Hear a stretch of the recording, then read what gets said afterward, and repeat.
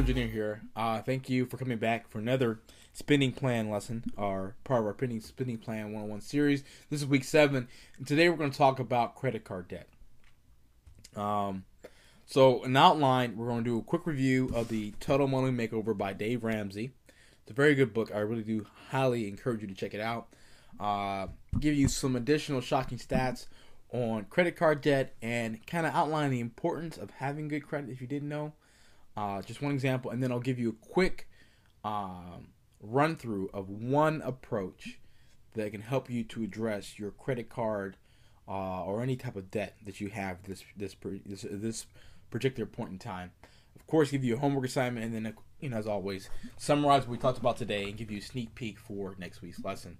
So let's get started. So last time we talked about the Total Money Makeover by Dave Ramsey. Told you about he had his own show. Went into some of the shocking stats that are in the book. Again, the ones I really want to highlight for today.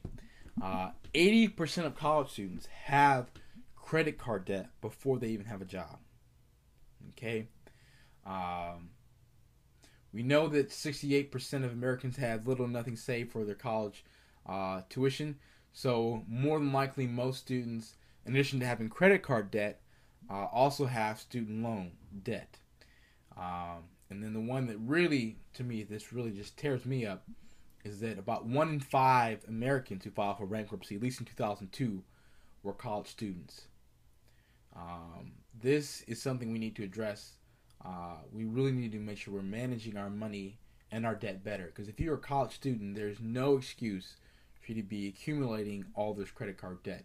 You don't have a job. Why are you accumulating additional debt on top of your student loans when you don't have a job? Again, I'm kind of going off topic here. Just my little personal rant. Thinking about Dave rants. I have my own, like I did last week. So again, just one quote I want to kind of get back to. Something you need to remember, be conscious of, is being willing to delay pleasure for a greater result is a sign of maturity. That's something that, again, a lot of times debt accumulates, particularly credit card debt, because we're trying to buy things that we don't need. And maturity is being able to hold off and not do those types of things. Anyhow, let's talk about some credit card debt statistics. In 2008, the average college student had over $3,000 in credit card debt. $3,000 average. That's not kosher. But again, our college students don't want to be outdone. The average American household tends to have about $10,000 in credit card debt. So it's not just college students who are struggling with this. Everyday average Americans are. Give you an idea of credit score, which is what's important when you want to get a loan. Your credit score is a lender's attempt to figure out your ability to pay what you are supposed to, what you owe, in a timely fashion. The lower your credit score, the more likely you're going to default, not pay on your loan, whatever it may be. So the higher your credit score, the less likely you are. So the people have more confidence and you are more willing to lend you money. Just an example, just to illustrate the importance of having good credit. Below, I have this table that I've highlighted here. It shows the first column is percent difference in loan. So 1%, 2%, 3%, 4%, 5% difference in loan range. This is the percent range difference. And per $1,000 is how much more you end up paying for that particular loan. Just as an example, if you were going to get a $200,000 home, 30-year mortgage, and you had really good credit, I'll say you got 5.5% mortgage, which is really good.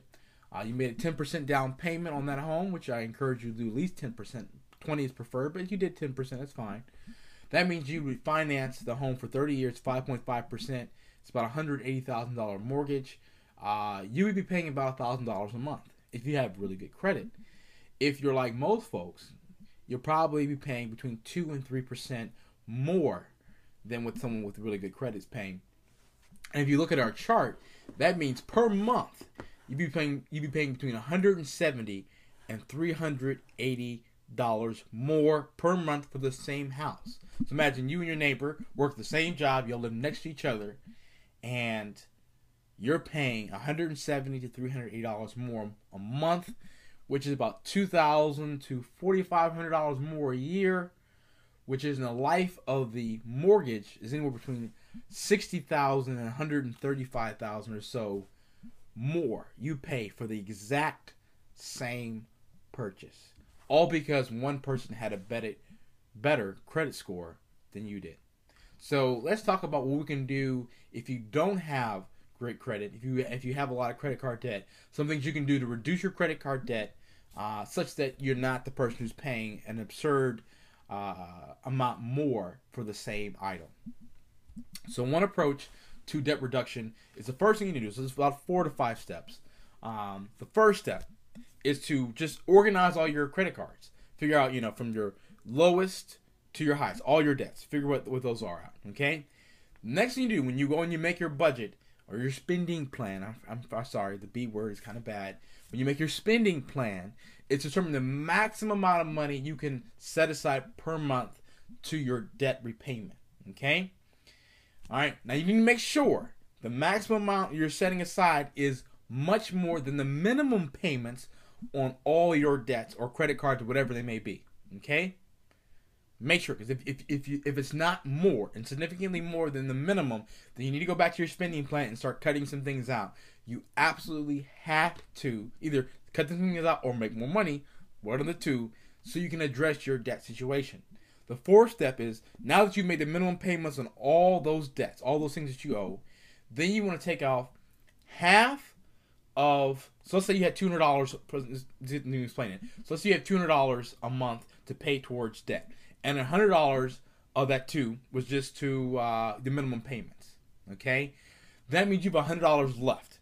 With that remaining $100, 50% or $50 would go to the debt that has the lowest balance. Okay, then the other $50 will be applied to the debt that has the highest interest rate. Okay, so 50% to the lowest balance, 50% to the one with the lowest. 50% to the lowest balance, 50% to the highest interest rate.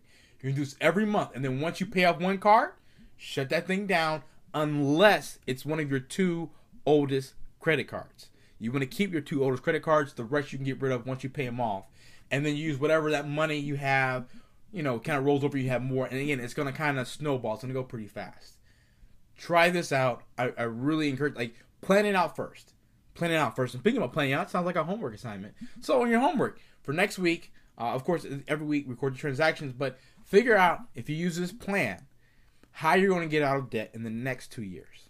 You need to get out, and you need to get out fast. And I believe if you use this approach and you're aggressive in your spending plan, you can get out of your debt situation within the next 2 years. I believe that. I hope you'll give it a try. Do the math yourself. So we talked about today, do summary and sneak peek. So we talked about Coding Money Makeover, long review of that. Some shocking stats about debt. Remember, about $3,000 is the average debt, credit card debt of a college student, $10,000 per household. Identified the one debt solution where you use 50% of whatever money above and beyond was used to pay all the minimum payments to the lowest balance, and then 50% to the one with the highest interest rate. Again, your homework assignment is to kind of go out and figure out for yourself, how can you pay off and get out of debt as quickly as possible for those things, credit cards, smaller debts. I'm not talking about your mortgage. I'm talking about things like credit cards. Okay? Next time, we're going to come back. We're talking about some midterm financial goals. And exercise we're going to do is we're going to buy a car. Should be fun. So that's my time for today. TruEngineer. Peace. Word. Peace.